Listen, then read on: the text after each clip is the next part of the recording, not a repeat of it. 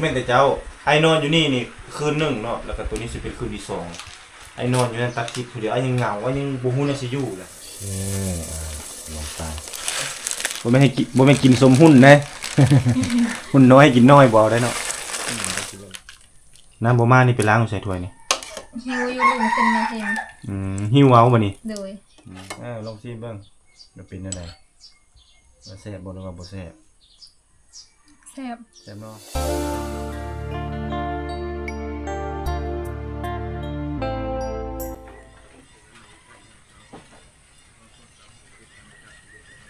ทักทายสบายดีท่านผู้ชมเนาะในบรรยากาศตอนเช้า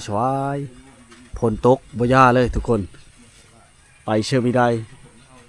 ที่บ้านวังพังกินข้าวเช่นเคยตกมือคืน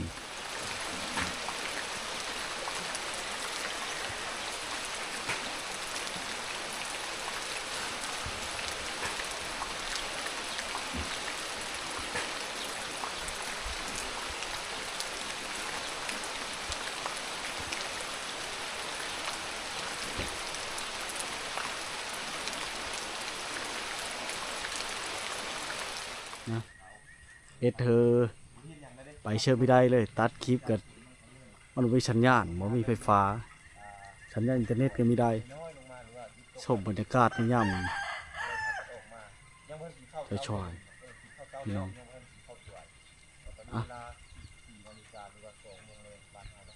เป็นหมู่บ้านที่ลึกลับอ้อมล้อมและภูเขามดมือบ่เห็นรถพ่อขั้นกายมาทุกคนบ่มีเลยนะภาพบรรยากาศ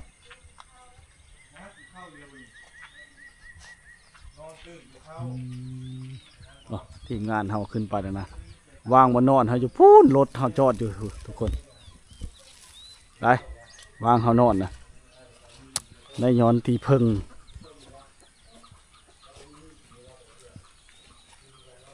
โอ้พี่น้องเลยเดี๋ยวขึ้นไปเลยนะน้องเนาะนี่เด้อมากลายเป็นซาบันปลาคาดอนอันนี้คือมี่แล้วก็ปลากระป๋องเคยกินอยู่ดิต้มมี่ใส่ปลากระป๋องบ่เคยเอาลองมาเด้อมื้อนี้เด้อนี่แล้วก็มีขนมพร้อมมีขนมมาให้เจ้ามาฝากพอตะเอะเพิ่นของพอตะเอะแบบนี่กาแฟจะบ่ค่อยกินมันบ่ค่อยกินเนาะจะได้หัวใจสั้นนะตัวนี้เนาะเดี๋ยวเฮากินตัวนี้เฮากินเองเฮากินนี่น้ำมีอะไรได้นี่มีเรียบร้อยเลยน้ำนะใส่จอกเอาจอกมานี่เด็ดจอกโอเคป่ะหลายโพดป่ะมันชิมีแชบได้สิปุ๊กนึงเนาะไปบ้างไงเฮาไปเนาะไปเลาะเบิ่งบรรยากาศเนาะไปบ้างไงไปบ้างลองไปลิ้นมึงบ้างไปเลาะแล้วดูนึงถ่ายคลิปแล้วกลับมาไปดูนี่จนกระทั่งง่วงเหงาอยู่เดียวเอาไปเป็นนางเอกเลยพาคนโลกบ้านแต่น้องคนว่างเนาะน้องคนว่างก็ไปบ่มีหยังเฮ็ดเหงาเว้ยเราอยู่คนเดียวเนี่ยผู้เจ็บก็บ่มีเดี๋ยวว่าแต่เจ้าเด้อเห็นมั้ยเนาะให้พอแต่เป็นตากล้องบ่แม่นแต่เจ้าไอ้นอนอยู่นี่คืนหนึ่งเนาะแล้วก็ตัวนี้สิเป็นคืนที่สองไอ้นอนอยู่นั่นตัดคลิปผู้เดียวไอ้ยังเหงาไอ้ยังบ่ฮู้น่าสิอยู่เลยมันแบบตกไปอยู่ในวังเวงที่ว่าไปอยู่ในยุคเก่าแบบเก่าอีกนะคืออ้ายเคยอยู่นะโอ้สมพรขึ้นไปขึ้นมา2คนรวมกันอีต้นน้องคนนี้ตายแล้วอยู่แบบนี้มาขึ้นปุ๊บนอนพอแต่เนาะนอนบ่ไปรับเป็นตื่นนอนแบบลับๆตื่นๆอยากเฮ็ดอีสังก็เฮ็ดบ่ได้คันบ่ตัดคลิปเลยแฮงเต็กเลยไอ้แฮงเหงาแฮงง่วงเหงาเลยอันนี้ใครแต่ว่าได้ตัดคลิปมีแนวเฮ็ดแน่บ่ซั่นโอ้ภูมิใจคือจุอ้ายเนี่ยต้องได้เล่นลงไปกระโตะตลอดแหละตอนแรงบ่ได้เข้ามาเนาะพอแต่คันเฮาอยู่แบบนี้ตลอดนะไปหามันมีสัญญาณลิ้นก่อนหางโมเลยนะ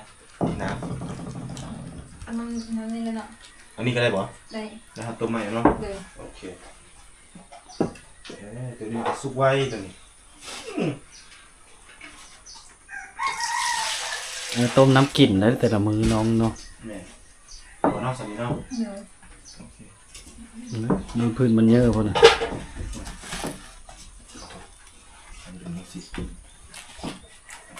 ก็บ่ได้ซะเนาะ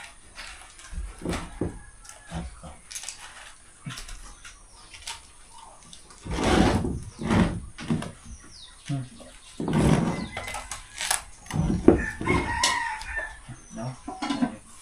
ประมาณนี้นี่แหละพี่น้องเอ้ยชีวิตสาวบ้านป่าอยู่พี่ผู้เดียวเป็นเพศอาสาเนาะก็ต้องเจอกับความท้าทายแล้วก็สิ่งที่ลำบากหลายอย่างอยู่ผู้เดียวบ่มีจักสิลมสิเห็นนำผู้ใดคันถ้าเฮาบ่มานี่ก็เหงาบัดตอนถ้าเฮาเมื่อเด้อนี่คืออีตนมันอยู่เพิ่นก็คือสิคอยอยู่ผู้เดียวแม่นบ่ แม่น โอ้ยนั่นเนาะเพิ่นหมู่มันสิอีจักมือจังมา2-3มื้อบ่ หมูทานแดดพุ่นแหละแต่ฝนยังตกนี่ก็มาบ่ได้ ไกลอีกมันนี่ห่างจากตัวเมืองว่ามันเป็ดเขา10ลักผมจะทีมเบอร์พอได้แล้ว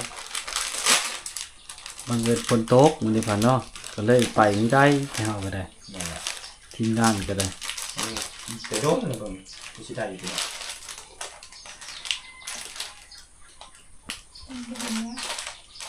โดนก็โดนน้ำโดนโดนก็เรียกก็โดนหรอก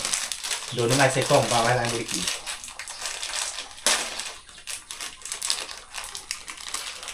อาหารลักคือนี่กับไข่นะ แม่นไข่ก็ส่วนน้อยแล้วเพราะว่าเอามาแล้วมันแตก โอ้มาอ่ะต้องบำรุงไปนั่นแหละผมบำรุงเราบ่ได้เลย เราซื้อซื้อข้าวปุ้นมาไว้ บ่ได้ตามกินเนาะ แม่นเพื่อก็ซื้อปลากระป๋องมาไว้ให้ข้าวปุ้นกิน คันพักกับปลูกเนี่ยงานนี้เนาะเนี่ยฝนเนาะปลูกมากับเปื่อย ฝนเริ่มตกแล้วปลูกแล้วมันเปื่อย แม่น้ำลายพดป่ะ พอดี นี่เนาะ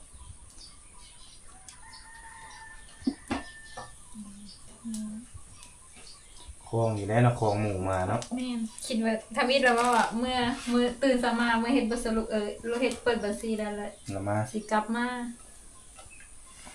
ล่างแล้วแม่น ว่าค่ารวม โอ้ล่างแล้วแม่นอันนั้นเลยบอกว่าเราได้เงินเดือนแล้ว กิน โอ้ 95% ได้เงิน95แม่น พูดไอ้หามรถช่วยมือนั้นแล้วอ่ะ แม่น แต่เจ้านี่ยัง ยังเฮาละยังอาสาเฮาผู้เดียวเลยอยู่นี่ เรามาก่อนแม่นบ่ แม่นเรามาก่อนได้ปีหนึงปีปลายแล้วเรามาอยู่ โอ้ นี่ เอาอดเอาซะนะปีหน้าขอให้น้องได้เด้อ โดย ให้ตั้งมกตั้งใจแล้วก็ให้ได้ให้นั่นก่อนก็ได้ตรงนี้ปากก่อนเอาอันนั้นลงก่อนนะ จะมีแบบ ปรุงได้ก็ได้อันนั้นลงตามแล้วแล้วเฮากับบ่ฮู้จะสิไปถ่ายคลิปอยู่ซะแล้วโอ๊ยมาถ่ายน้องสาวคนคือเก่านี่แหละ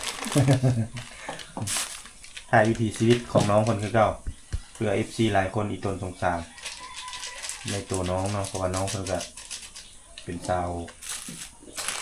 ในเมืองแต่มาสู้ชีวิตอยู่ในชนบทด้วยความที่ว่าลำบากนั่นแหละคันว่าบ่มีไผดอกอยากให้ลูกมาตกระกรรมลำบากก็จังซี่คันพ่อแม่มีฐานะก็คือสิบ่ให้มาจังซี่ดอกเนาะ เพิ่นเลือกได้คือสิบ่ได้มา นั่นได้จำเป็นเนาะก็ต้องได้มาอดเอาจนได้สิพาไปเลาะเมืองธรรมชาติไปทุกเดือนเนาะแต่เรือต้องได้ไป ก็ได้เคยไปถ่ายรูปถ่ายห้อยอย่างอยู่บ่ได้อยู่ไอ้บ่อนสูงๆวิวงามๆน่ะขึ้นไปอยู่บ่ อยู่เงินในบ้านบ่ บ่เงินหลังเทิงพูนสูงๆมันมี ยังบ่เคยไปจักเทื่อ เจ้ายังบ่ฮู้จุดงามมื้อนี้สิพาไป จุดงามที่สุดอยู่นั่นจุดสูงสุดของมันไม่แห้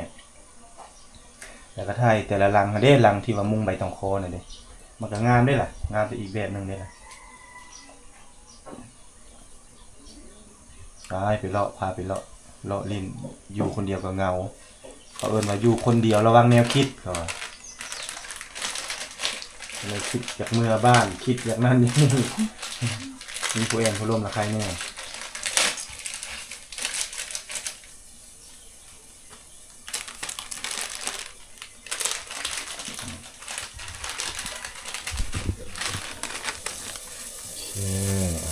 ลงไปกินให้หมดเด้อต้มเวลากินให้หมดได้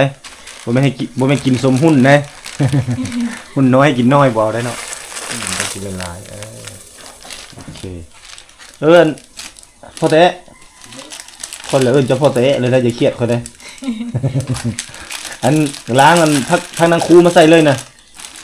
เอาลายๆก็ได้เพราะว่าป้าไว้ก็เบิ่งน้องเพิ่นคือสิบ่กินเนาะ เฮาตัดหางเอายามันเน่าว่าสิ เออ จะก็จะว่าให้มาปลูก เอาตัวใบมันนั่นตัวเราตัดออกนั่น หัวมันก็เอาโลด มันจังแซ่บล้างมาใส่ตัวนี้เลยนี่กำลังฟดคักอ้ายเคยกินเท่านึงเขาเฮ็ดเกียงใส่ปองปลามันแซ่บกะเจ้าว่าก็เลยลองเบิ่ง เฮายังบ่เคย บ่เคยเนาะถ้ากินแต่ปองปลาก็มันลักษณะมันคือบ่อยู่ท้อง เคยรู้สึกแบบนั้นบ่กินแล้วคือบ่อิ่มหั่นน่ะ โดย คันว่ากินต้มมี่นี่ยังว่าเอาเข้าวจานลงแล้วกินคือว่ายังคล้ายๆแน่ว่ะ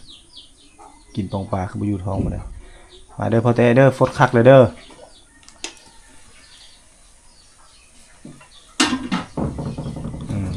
เด้เจียวมี่คือบ่ลงอีก อันนี้บ่ เอาลงมาโลดปนกันมันจังแซ่บเลยให้มันแบบออกหลายๆรสชาตินะจี๊ดจ๊าด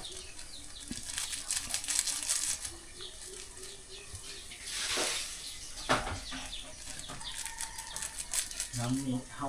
ต้อนขึ้นมาซื้อบ่ ขึ้นนะ ำมาข้อแล้วมันบ่ขึ้นวันนี้ มันบ่แห้งคือแต่ก่อนเนาะ แม่น เด็ดซะเลยก็ได้สัดเล็ดสลั่นแล้วก็บิดซะเลยเฮ็ดแบบบ้านๆเฮาเลยนะโอเค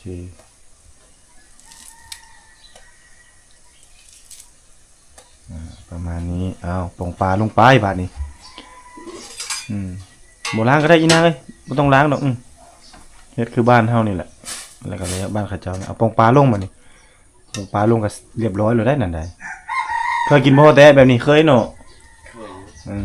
เป็นอะไรแซ่บบ่ตักน้ำใส่บ่นี่น้ำตักน้ำใส่กระป๋องบ่เคยเฮ็ดสุกปานนี้ มีแต่เขาเอ็ดกระชูดมาแต่คำม้วนนั่นแหละ เอาลง มาแต่มหาไส้ ปองปลาใส่อันนี้ได้ แม่นแต่ว่าเขาบ่ได้เอ็ดชุบ โอ้แบบเฮามัน แก้มบี มีนะใส่มีนั้น แม่น ใส่มีดิบ ใส่มีดิบนั้น เชลชิเคอร์อย่าง อันนั้นสิค่อยเคยกินน่ะนะ เคยกินแต่นั้นแหละเขาเอ็ด ก็แซ่บคือกันแบบนั้นแหละอันนี้ค่อยเว้าเดี๋ยวได้แล้วโอเคได้เรียบร้อยบาทนี่แน่เห็นได้กินเซยเฮาเฮ็ดแซ่บอันนี้คือสำเร็จรูปเด้ของสำเร็จรูป สองถ้วยบ่ถ้วยหนึ่งบ่สองถ้วย ซองก็ได้หนึ่งก็ได้คันหนึ่งก็ใส่ตัวใหญ่ๆเลยก็ได้ยามันเต็มผ้าถ้วยหนึ่งก็ได้ ถ้วยนึงแหละน้ำมาซ้ำ นั่นแหละน้ำบ่มาตักถ้วยเดียวน้ำบ่มานี่ไปล้างใส่ถ้วยนี่ หิวอยู่ลุงขึ้นมาเอง หิวเอาบ่นี่ โดย โอ้ยังบ่ได้หิวบ่ได้ติบอกตัวบ่ได้เลยแบบนี้เนาะ คันไปลิ้นผู้สาวก็ได้แล้วบัดนี้เจ้ากินข้าวแล้วบ่วะโอ้ยอิ่มแล้วกินมาแต่เฮือนกินนี่โลดว่ะสิแท้เพิ่นยังบ่กินบ่นึ่งท้องเพิ่นท้องกอก ตัวบ่ได้แล้วเนาะบ่ตุกพานอนดักอยู่ก็นอนอยู่นั่นแหละเพิ่นก็บ่ยอมลุกมากินนี่นะบ่บอกอีกได้ว่าหิวข้าวเฮ้ย กินเลย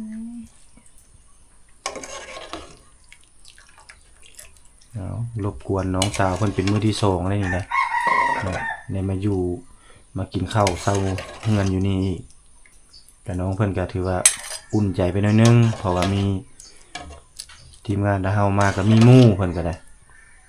คันบ่ซันก็บ่แฮงโอเค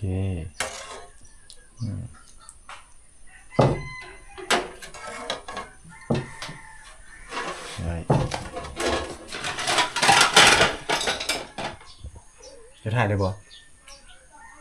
กินแล้วไหมมาเด้อพี่น้องเด้ออาหารเฮาตัวนี้แหละอาหารเก่าที่เฮากินยังบ่หมดคือไก่เป็นตัวพี่น้อยกิน3คาบแล้วยังบ่หมดอยู่คุ้มมะลิได้ซื้อ100,000พี่น้องประมาณตัวละ150กว่าบาทเนาะอันนี้เฮาเปลี่ยนเมนูก็กินต้มมี่ใส่ปลากระป๋องนี่บ่เคยกินจักเทื่อบ่ ยังบ่เคย ต้มมี่ใส่ปลากระป๋องได้ โดย ลองชิมมึงดูลองชิมเบิ่งว่าเป็นจังได๋ว่าแซ่บบ่หรือว่าบ่แซ่บ แซ่บ แซ่บเนาะ โดย แซ่บไปกินหลายๆเด้อให้เจ้าตุ้ยๆอ้วกๆผู้นี้ให้เต็มๆเบิ่งเจ้านี่จ้อยแห้งเลย บ่ต้องคิดอย่างไร บ่ต้องคิดหยังหลายกินโลดเนาะคันคักแค่นี้แกะไข่นึงผ้าเครื่องเอาลงใส่นั่นตักกินแห้งแซ่บบำรุงเด้ เนาะ โดย บำรุง อันนี้ประหยัดคาบละหน่วยสิบ่ บ่แห้งเลยเนาะกินไข่ไก่มื้อละฟองมื้อละหน่วย ให้เจ้ากินโลดพี่น้องเอ้ยคันบ่มาประสบพอคือจังซี่เฮาก็บ่ฮู้ว่าน้องสาวเพิ่นเนาะอยู่เขตชนบทนี่มาลักตกระกำลำบากเนาะอยู่แบบบ่มีหมู่มีคู่เลย คือจังหวะที่หมู่เมื่อบ้านเมื่อเฮือนคือจังซี่แล้วก็เมื่อเวียกเมื่องานคือจังซี่ต้องได้อยู่ผู้เดียวถ้าเฮาผู้อันมาอาศัยน้องเพิ่นนี่ก็เมื่อก็ยังคิดค่อยๆเนาะ แม่น เนาะขึ้นอีตนขึ้นฮอดเนาะขนาดอยู่นำกันน้ำมือนี่เนาะมันเคยกินข้าวนำกันเด้กินข้าวหอมพากินปลาหอมตอนเนาะอีตนบ่แม่นอันอื่นดอกเนาะอีตนน้องเพราะว่าโอ้คือน้องเขาสิอยู่จังไดเด้เนาะสิมีผู้เว้าผู้เอ็นผู้ลมอยู่บ่ไปนอนอยู่เฮือนเขาเจ้าก็แม่นอยู่มันก็บ่คือนอนอยู่เฮือนเฮาอยู่บ่อนหอพักบ่เป็นส่วนตัวเนาะ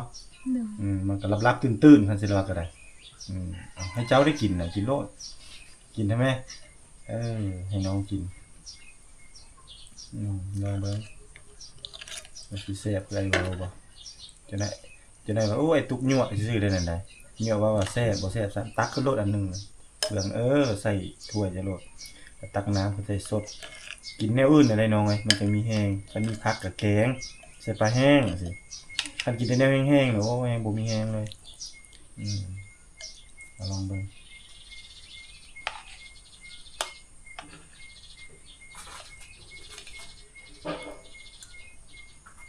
แซ่บเนาะ โดย ละกินอาหารให้ครบ5 หมู่เนี่ย เอานี่แหละพี่น้องเอ้ยบรรยากาศมาลองชิมอีกมือลองสามมีต้มมีสีแซ่บบ่หรือว่าบะตุกว่าตัวเอาสิมานะแซ่บเด้อบ่ได้ตัวเด้แซ่บบ่ดีจำก่อนกินมันนี่มีเหือมีแห้งไปถ่ายคลิป